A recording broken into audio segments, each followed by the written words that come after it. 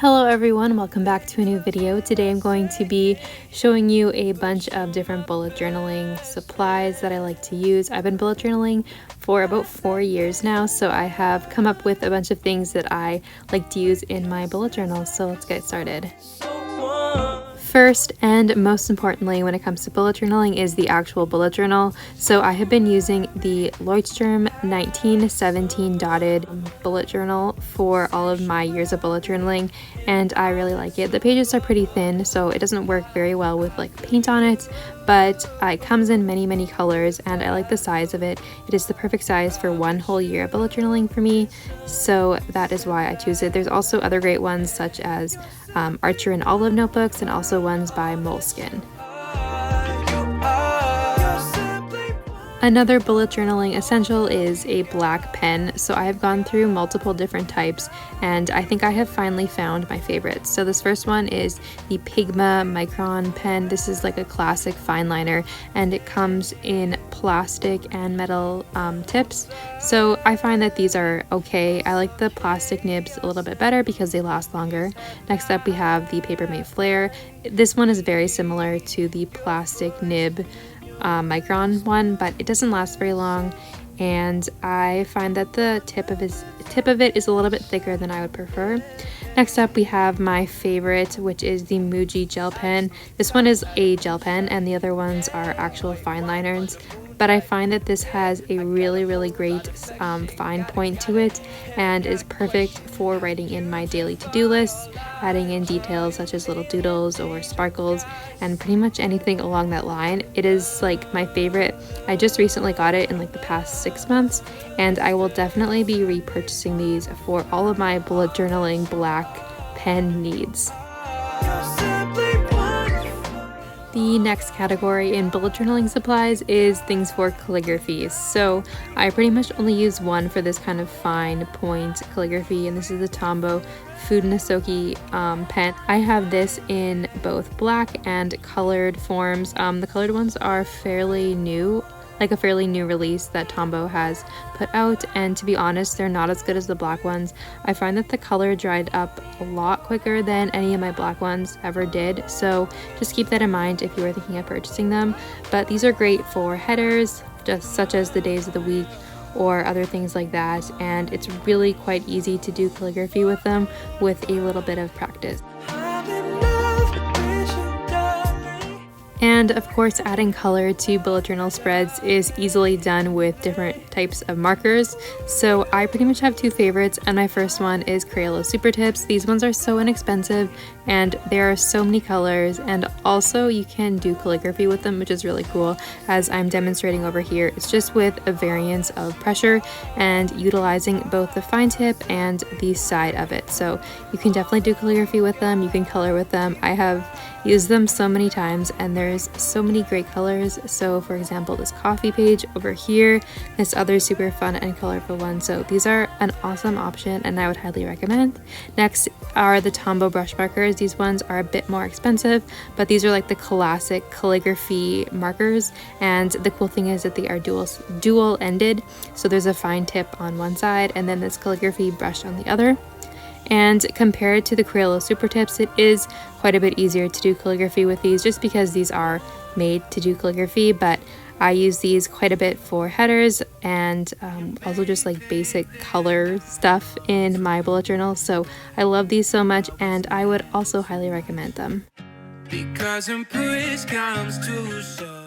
One of my other favorite supplies is using metallic pens or markers. So here are some of the ones that I use. This first one is a Sanford Gold Coat pen. I think this was purchased at Michael's, and I'd say this one is probably one of the best that I own. The second one is the Pen Touch Calligrapher. This one used to be good, but it is unfortunately out of ink, but I would still recommend it. It has quite a bit more of a fine point at the end for doing little detailed things. These are some random metallic pens that I have had for a while in various colors, and they were great at one point, but they're starting to dry up, and they came in a bunch of colors and were really fun to use on like different types of paper because they show up compared to like normal markers and stuff like that. But here's just some examples. I use them often for like headers and other things like that. Because when push comes White pens are a great way to add detail to different artwork pieces, and also they're really fun to experiment on different colors of scrapbooking paper. So my all-time favorite is the Jelly Roll gel pen. This one works so well, and I could not recommend it enough. On occasion, I'll use the Uni Posca paint pen in white to add details to different types of artwork. This is a paint pen, like I said, so it's a little bit different than the Jelly Roll gel pen, but it does come in handy every once in a while. Overall though, the Jelly Roll gel pen is the way to go in my opinion, and is the best for drawing on like black or darker colored paper. And you can't mention bullet journaling supplies without talking about washi tape, so this is also another one of my favorites to use. I have quite the variety of a collection, but there are like literally so many places to purchase washi tape, and like they're so versatile, and I think it's so much fun to incorporate washi tape into your bullet journal spreads. Because I love collaging so much in my bullet journal, I often print out Pinterest photos to utilize on my spreads. So most of the time when I pick a theme, I just search that into Pinterest with the word aesthetic behind it, and then that usually gets the job done for getting photos that match what I'm going for. And I print them on both normal printer paper and photo paper depending on the type of look that I'm going for, and then I just glue these in and often layer the photos with stickers, scrapbook paper, and washi tape. And I think it's a great way to add some bulk and like a collage-type look to your bullet journal spreads. And going along with the collage theme, scrapbook paper is also a great way to add in some extra color, texture, and pattern. So I often use like plain scrapbook paper in the colors of my theme and draw in there with a white gel pen, or sometimes I have also used pattern scrapbook paper to match my theme, which is also fun, and you can also rip the edges to add a little bit more texture.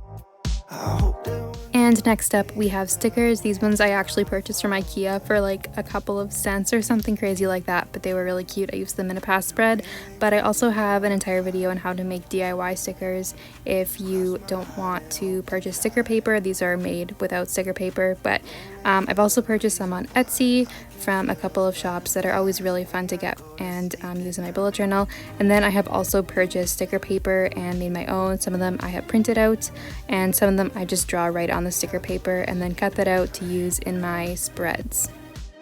About a year ago, I purchased my iPad Air and also the app Procreate, and it has honestly been one of my favorite purchases ever.